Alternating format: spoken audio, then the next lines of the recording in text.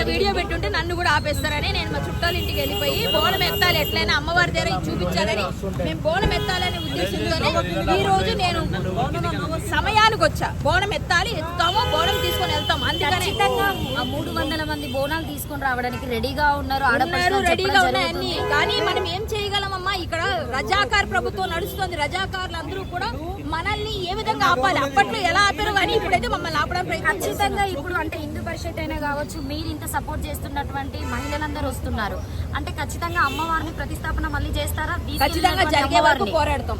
పునఃప్రతిష్ఠ జరగాలి. అమ్మవారిని శాస్త్రోక్తంగా మళ్ళీ తీసుకొచ్చి ప్రతిష్ఠ చేయాలి. అమ్మవారికి అక్కడ యథాస్థానం ఇవ్వాలి. లేకపోతే ఏమైనా సరే వదిలేదే లేదు. సో కాంగ్రెస్ ప్రభుత్వాన్ని ఏ విధంగా చూస్తున్నారు? ఇట్లాంటి చర్య రజాకార్ ప్రభుత్వం అంటే నేను రజాకార్ ప్రభుత్వం ఇది. ఖచ్చితంగా సిగ్గు శరం ఉంటే నేను మొన్న కూడా చెప్పా, దర్గాలు తీయండి, చర్చలు తీయండి, గవర్నమెంట్ ప్లేసులు ఎన్ని ఉన్నాయి నేనే చూపిస్తా. బోల్డ్ అని నా వెనక రండి. ఇప్పుడు వెళ్దాం పదండి. నేను దర్గాలు చర్చలు చూపిస్తా. అవన్నీ ఎందుకు మీరు తీయట్లేదు? అవి ఎందుకు తీయరు? ఏం మా హిందువులు అంటే అంత ఈజీగా ఉంది. ఏదైనా జరిగినా పర్వాలేదు. హిందువులందరూ కూడా ఏమి చేతకానోళ్ళు. అవునండి, బోనం మేము కూడా బోనం తీసుకొని వచ్చాము. అక్కడ బోనం ఇది అసలు ఎక్కడ ఉన్నామండి? మనం నాకు అర్థం కావట్లేదు. మనం అసలు హైదరాబాద్ లో ఉన్నామా అంటే అప్పటి నుంచి రజాకార్ ప్రభుత్వం గురించి మనకు తెలుసు. మళ్ళీ అదే చెప్పాలి. ఇది మళ్ళీ రజాకారుల ప్రభుత్వమే మళ్ళీ నడుస్తుంది. కాంగ్రెస్ ప్రభుత్వం అంటేనే ఇప్పుడు ఖచ్చితంగా ఖాన్లకి ఎక్కువ సపోర్ట్ చేస్తారు. వాళ్ళు కనుసన్నల్లో నడుస్తున్నారు. వీళ్ళకి సిగ్గు లేదు. హిందువులు ఓట్లు వేసారు. వాళ్ళకి ఓట్లు వేసినందుకు అనుభవించాలి. మళ్ళీ నెక్స్ట్ టైం ఓటు వేయాలన్నప్పుడు ఒక్కొక్కరు కొంచెం ఈ సంఘటన గుర్తుపెట్టుకోండి. సిగ్గుంటే హిందువులందరూ సంఘటన గుర్తుపెట్టుకోండి. ఈ రోజు బోనం అని అంత ఖచ్చితంగా చెప్తారే తెలంగాణలో, అంత గట్టిగా బోనం ఎత్తుకుంటామని చెప్తారు కదా. మొన్నటి వరకు రంగరంగ వైభవంగా చేశారు కదా పండుగలు. ఇవాళ శ్రావణ మంగళవారం వ్రతం చేసుకుంటాం.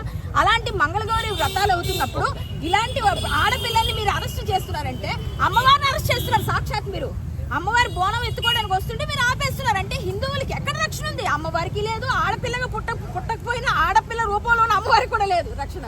ప్రభుత్వం నుండి ఇప్పటివరకు ఎవరు స్పందిస్తే ఆటోమేటిక్ గా కొన్ని రోజులు అయిపోయిన తర్వాత ఏదో లోపాయికారంగా వాళ్ళకి ఏదో పిలుస్తారు, వాళ్ళు బెదిరిస్తారు, బామాలతారు, ఏదో చేస్తారు. ఖచ్చితంగా అంటే బస్తీ వాసులను కూడా కొంతమంది అంటే ప్రభుత్వం వాళ్ళే అంటే కాల్ చేసి మాట్లాడము 2 కోట్లు ఇస్తేనే డిమాండ్ చేయడం జరిగిందని చెప్తున్నారు అక్క. అది ఎంతవరకు నిజమని చెప్పొచ్చు? ఎంఆర్ఓ కూడా ఖచ్చితంగా 2 లక్షలు అంటే గజంకు 2 లక్షలు, గజంకు 2 కోట్ల 2 లక్షలు మొత్తం కలిపి 2 కోట్లు ఇవ్వండి అని చెప్పేసి అంటే వీళ్ళు గవర్నమెంట్ రేటుకి కూడా ఓకేనండి. వాళ్ళు 2 లక్షలు అడిగారు.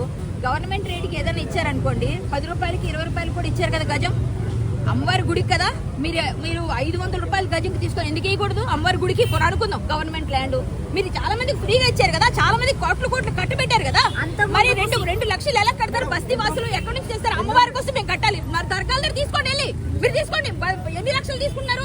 చర్చిల దగ్గర తీసుకుంటున్నారు. మీరు ఏమైనా వెళ్ళి అక్కడ తీసుకున్నారా? తీసుకోలేదు కదా. ఈ విషయాలు బట్టి కాంగ్రెస్ ప్రభుత్వము పర్టికులర్ గా మాట్లాడిన విషయంలో మాకు ఎక్కడ అప్పు పుట్టడం లేదని చెప్పేసి ఇలాంటి వాటి చేయడం వల్ల డబ్బులు వస్తాయని చెప్పేసి ఇట్లా డిమాండ్ చేయడం జరుగుతుందా? ఏమండి, అప్పు పుట్టట్లేదు కదా. రాష్ట్రం అప్పుల్లో ఉంది కదా. ఆ ప్రభుత్వం చేసింది, ఈ ప్రభుత్వం ఎవరికాడ దోచుకుంటూ వెళ్ళిపోతా ఉన్నారు ఇష్టం వచ్చినట్టుగా. ఎవరికి నచ్చినట్టు వాళ్ళు ఏదో కబ్జాలు చేయడం, దాని ద్వారా అమ్మేసుకోవడం, దాని తర్వాత వీళ్ళు పబ్బం గడుపుకోవడం, వీళ్ళ ఇల్లులు కట్టుకోవడం, వీళ్ళ తాలూకు మొత్తం ఆస్తులు పెంచుకోవడం, ప్రజలందరూ చెప్పు పట్టుకుని అడుక్కోవడం. మేడం ఇట్లాంటి సంఘటనలు చాలా జరిగినాయి కదా. కొన్ని రోజులు హడావిడి చేస్తారు, తర్వాత మర్చిపోతున్నారు కదా. ఏంటి ఇదైనా పూర్తి వరకు చేస్తారా?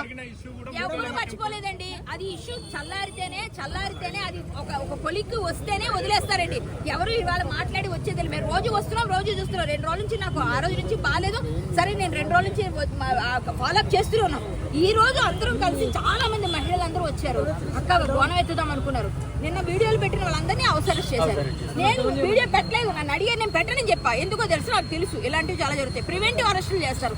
ఇప్పుడు బోనం ఎత్తుకున్న ఆడపిల్లలు అరెస్ట్ చేస్తారంటే మీ ప్రభుత్వం సిగ్గు మీ ప్రభుత్వానికి. ఆడపిల్ల